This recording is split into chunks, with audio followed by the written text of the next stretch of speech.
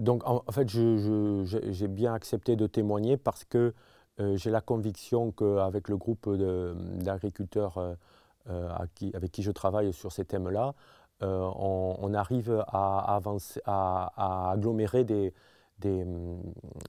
savoir-faire et des pistes qui sont prometteuses.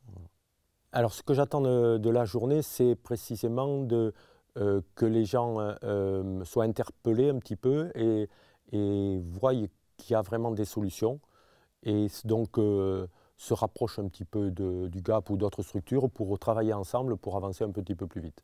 Il faut trouver des éléments d'intelligence et d'aller-retour entre les scientifiques et la pratique des agriculteurs. Qu'aujourd'hui on est sur quelque chose qui est innovant, qui est très nouveau. Comme c'est nouveau, on s'est vite aperçu, parce qu'en fait on sème qu'une fois le blé dans une année.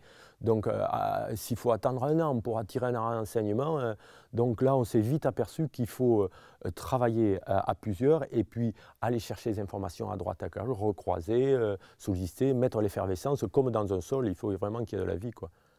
Il a expliqué tout à l'heure, il a dit que la science est très très très longue pour fixer les choses. Et aujourd'hui,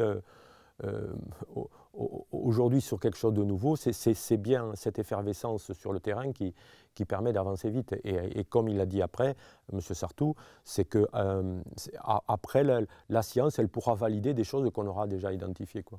La première chose, c'est que je veux témoigner qu'on peut réussir technico-économiquement, c'est-à-dire résoudre le problème des adventices et avoir des résultats économiques.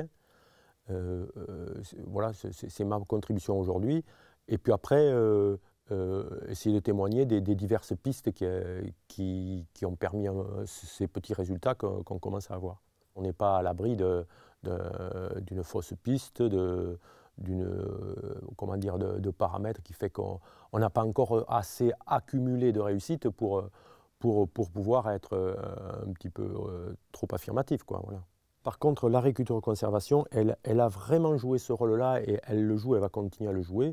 Je le vois, moi, dans la vallée je suis dans la vallée de la Béise, c'est que des maïsiculteurs.